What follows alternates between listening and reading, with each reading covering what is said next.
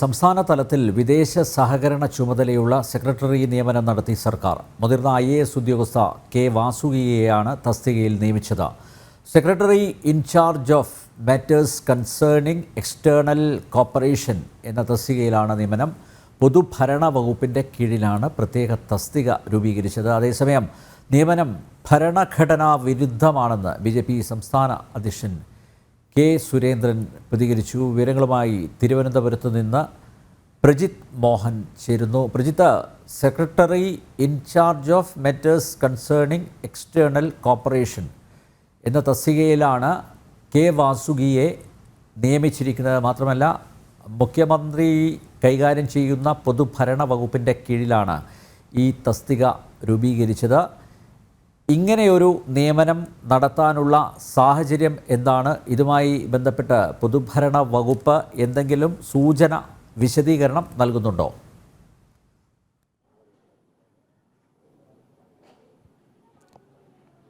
അനില, ഈ വിദേശ രാജ്യങ്ങളുമായിട്ടും അല്ലെങ്കിൽ വിദേശ രാജ്യങ്ങളെ സ്ഥാനപതികളുമായിട്ടും അവിടുത്തെ ഇന്ത്യൻ എംബസികളുമായിട്ടും ഒക്കെയുള്ള സഹകരണത്തിനും ഏകോപനത്തിനും എന്നൊക്കെയാണ് ഈ പറയുന്ന രീതിയിലൊരു പുതിയ ഒരു ഡിവിഷനും അതിനൊരു ഉത്തരവാദിത്തപ്പെട്ട സംസ്ഥാനത്തെ ഒരു സീനിയർ IAS ഉദ്യോഗസ്ഥയെ തന്നെ അതിൻ്റെ സെക്രട്ടറി എന്ന നിലയിൽ നിയമിച്ചിരിക്കുന്നു. അതായത് തത്വത്തിൽ പറയുകയാണെങ്കിൽ വിദേശകാര്യ വകുപ്പ് പോലെ ഒരു സംവിധാനം കേരളത്തിൽ രൂപീകരിക്കാൻ കേരള സർക്കാർ തയ്യാറെടുക്കുന്നു. അതിന് നിലവിലുള്ള ഫെഡറൽ തത്വങ്ങളെ അട്ടിമറിച്ച് സംസ്ഥാനത്ത് ഒരു വിദേശകാര്യ വകുപ്പിൻ്റെ ഒരു ചുമതലയുള്ള ഒരു സെക്രട്ടറിയെ നിയമിച്ചിരിക്കുന്നു എന്നുള്ളതാണ് നമ്മൾ ഈ ഘട്ടത്തിൽ വിലയിരുത്തി പറയേണ്ടത്. കാരണം നിലവിൽ ഈ പ്രത്യേകിച്ച് കേന്ദ്ര വിദേശകാര്യ മന്ത്രാലയവുമായിട്ടുള്ള ഇടപെടലുകൾക്ക് സാധാരണഗതിയിൽ നോർക്കയുടെ ഒരു ഉന്നത ഉദ്യോഗസ്ഥനെയോ അല്ലെങ്കിൽ മുഖ്യമന്ത്രിയുടെ ഒരു സെക്രട്ടറി തലത്തിൽ വരുന്ന ഒരു ഉദ്യോഗസ്ഥനെയാണോ സാധാരണ ചുമതലപ്പെടുത്താറ്. അല്ലാതെ ഒരു സെക്രട്ടറി തലത്തിൽ ഒരു സെക്രട്ടറി എന്ന നിലയിൽ, അതായത് ഇത്തരമൊരു ചുമതലയോ ഇത്തരമൊരു ഡിവിഷനോ സംസ്ഥാന തലത്തിൽ രൂപീകരിക്കുന്ന ഒരു കീഴ്വഴക്കമില്ല. അത്തരമൊരു അധികാരം സംസ്ഥാനത്തിൽ ഇല്ല എന്നുള്ളതാണ് നമ്മൾ പ്രാഥമികമായി മനസ്സിലാക്കേണ്ടത്.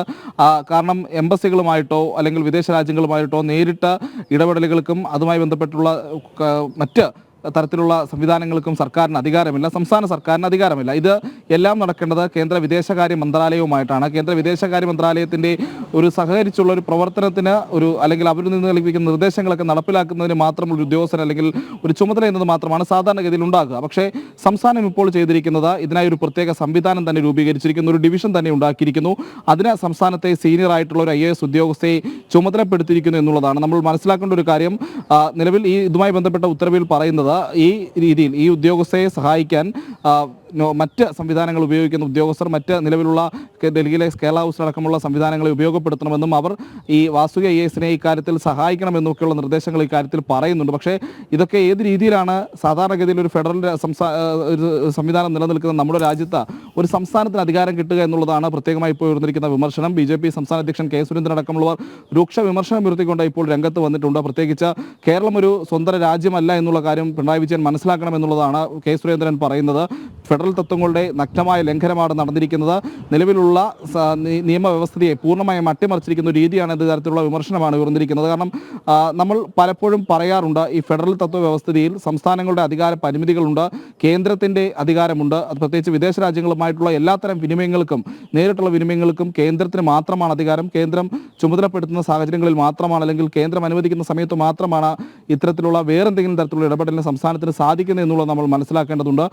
നേരത്തെ വേണു രാജാമണിയുടെ നിയമനവുമായി ബന്ധപ്പെട്ടും വലിയ രീതിയിലുള്ള വിമർശനങ്ങൾ വന്നിരുന്നു. ഡൽഹിയിൽ സ്പെഷ്യൽ ഓഫീസറായിട്ടൊക്കെ നിയമിക്കുന്ന സമയത്ത് അതുമായി ബന്ധപ്പെട്ട് വിദേശയാത്രകളുമായിട്ട് ബന്ധപ്പെട്ടൊക്കെ പ്രത്യേകിച്ച് കേരളത്തിലെ രാഷ്ട്രീയ നേതാക്കളുടെ വിദേശയാത്രയൊക്കെ സുഗമമാക്കാനുള്ള ഒരു സംവിധാനം മാത്രമായിരുന്നു വേണു രാജാമണിയുടെ എന്ന് ബന്ധപ്പെട്ട് വിമർശനങ്ങൾ ഉയർന്നിരുന്നു. അതിനൊക്കെ ശേഷമാണ് ഇപ്പോൾ ഒരു സെക്രട്ടറി തലത്തിൽ ഒരു പുതിയ ഒരു തസ്തിക അല്ലെങ്കിൽ ഒരു സംവിധാനം തന്നെ രൂപപ്പെടുത്തിയിരിക്കുന്നത്. അതിന് സെക്രട്ടറി എന്ന നിലയിൽ സംസ്ഥാനത്ത് ഒരു മുതിർന്ന IAS ഉദ്യോഗസ്ഥയെ ചുമതലപ്പെടുത്തിയിരിക്കുന്നത്. നിലവിലത്തെ സാഹചര്യത്തിൽ ഇത്തരമൊരു അധികാരം കേരളത്തിന് ആര് നൽകി അല്ലെങ്കിൽ എന്ത് നിയമത്തിൻ്റെ അടിസ്ഥാനത്തിലാണ് ഇത്തരമൊരു നിയമനം നടത്തിയതെന്നുള്ള വിമർശനങ്ങൾ വരുന്നുണ്ട്. ഒരുപക്ഷെ ആരെങ്കിലുമൊക്കെ ഈ തസ്തികയുടെ രൂപീകരണവും ഈ പറഞ്ഞ രീതിയിലുള്ള ഈ നിയമനവുമായി ബന്ധപ്പെട്ടൊക്കെയുള്ള കോടതിയിലൊക്കെ പോവുകയാണെങ്കിൽ സംസ്ഥാന സർക്കാരിന് വലിയ തിരിച്ചടി നേരിടുമെന്ന് തന്നെയാണ് ഇത്തരത്തിലൊരു നിയമനം നടത്തുമ്പോൾ അല്ലെങ്കിൽ ഇത്തരത്തിൽ ഒരു തസ്തിക സൃഷ്ടിക്കുമ്പോൾ എന്തടിസ്ഥാനത്തിലാണ് തസ്തിക സൃഷ്ടിക്കുന്നത് എന്ന് വിശദീകരിക്കാനുള്ള ഉത്തരവാദിത്തം ബന്ധപ്പെട്ട വകുപ്പിനുണ്ട്, പൊതുഭരണ വകുപ്പിനുണ്ട്.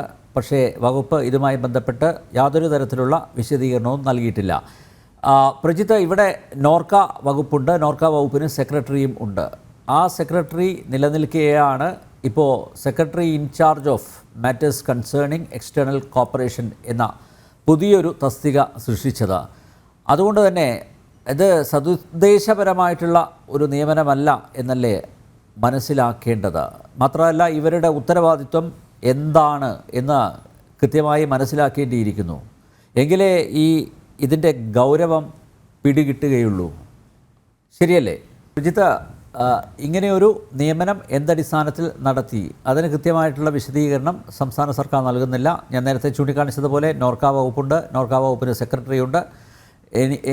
ഞാൻ മനസ്സിലാക്കുന്നത് വാസുകി തന്നെയാണ് ആ പദവി അലങ്കരിച്ചിരുന്നത് എന്നാണ് ഞാൻ മനസ്സിലാക്കുന്നത്. പക്ഷേ ലോക കേരള സഭ അതിൻ്റെ നടത്തിപ്പുമായി ബന്ധപ്പെട്ടൊക്കെ അവരെ ആ തസ്തികയിൽ നിന്ന് മാറ്റി എന്നുകൂടി അറിയുന്നു.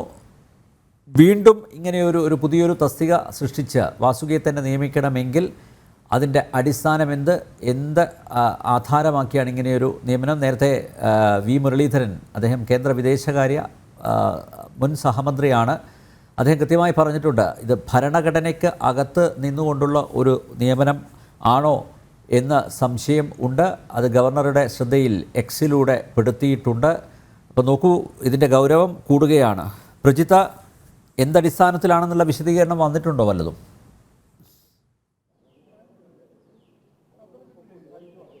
അല്ല, അങ്ങനെയുള്ളൊരു വിശദീകരണവും നിലവിൽ നൽകിയിട്ടില്ല. വളരെ രഹസ്യമായി തന്നെയാണ് ഇത്തരമൊരു ഇത് നടത്തിയിട്ടുള്ളത് എന്നുള്ളതാണ് നമ്മൾ ഈ ഘട്ടത്തിൽ മനസ്സിലാക്കുന്നത്. കാരണം വളരെ വൈകിയാണ് ഇത്തരമൊരു ചുമതല കൊണ്ടുവന്നും ഇത്തരമൊരു ഡിവിഷനൊക്കെ രൂപീകരിച്ചതായിട്ടുള്ള ഒരു പുതിയ സംവിധാനം തന്നെ ഇതിനായി രൂപപ്പെടുത്തി എന്നുള്ള വാർത്തകൾ പുറത്തു വരുന്നത് എന്നുള്ളതാണ്.